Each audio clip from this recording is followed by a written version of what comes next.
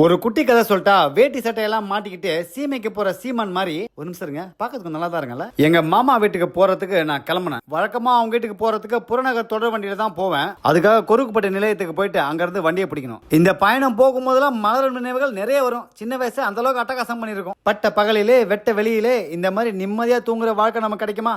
நாய்க்கு தான் என் நல்ல வாழ்க்கை. சின்ன வயசுல ஒவ்வொரு ஆண்டு பள்ளி விடுப்புக்கும் இந்த மாமா வீட்டுக்கு தான் போய் மஜா பண்ணுவோம். எங்க அம்மா எனக்கு முன்னாடி போய் அங்க காத்துட்டு இருந்தாங்க. நானும் வேட்டியை மடிச்சு கட்டிக்கிட்டு போனேன். இங்க பாரு, நம்மள நாமே வச்சு அழகு பார்த்துக்கிட்டா தான் உண்டு. நானும் எங்க அம்மாவும் வண்டிக்காக காத்துட்டு இருந்தோம். அப்ப இந்த சரக்கு வண்டி போச்சு. சின்ன வயசுல இந்த சரக்கு வண்டி எங்களை கடந்து போகும்போது இதுல எத்தனை பெட்டி இருக்குன்னு என்னும் யார் முதல்ல எண்ணி முடிக்கலான்னு பார்ப்போம். இந்த மாதிரி நிறைய சுவாரஸ்யமான விஷயங்கள் நடக்கும். நாங்க போக வேண்டிய புறநகர் தொடர் வண்டி வந்துச்சு. முதல்ல எங்க அம்மா ஏறினாங்க. அவங்க பின்னாடி நான் காவலுக்கு போன காத்தவரன் மாதிரி போனேன். இந்த வண்டியில பயணம் பண்ணும்போது அங்க இருக்கிற சிறு வியாபாரிகளை பார்க்கும்போது மனசு நிறைய விஷயங்கள் ஓடிச்சு. ஒரு நாள் வாழ்க்கையை கடந்து போறதுக்கு இவங்க எல்லாம் எவ்வளவு கடும் உழைப்பு போட வேண்டியது இருக்கு. இவங்களோட வாழ்க்கையை ஒப்பிடும் போது நம்ம வாழ்க்கையெல்லாம் எவ்வளவு கொடுத்து வச்சிருக்கோம் அப்படின்னு மனசு நினைச்சுக்கிட்டேன். இந்த தொடர் வண்டியில போகும்போது மனசை தொட்ட நிறைய விஷயங்கள் இருக்கும். அந்த இயற்கை காட்சிகள், அந்த தண்டவாளம் மாறும்போது ஏற்படும் சத்தம், அந்த காற்று, இதெல்லாம் சின்ன சின்ன விஷயங்களா இருந்தாலும் நான் ரொம்ப ரசிச்சு பார்ப்பேன். ஏன்னா சின்ன சின்ன விஷயங்களை ரசிக்கிறது தான் வாழ்க்கை அப்படின்னு சொல்லுவாங்க.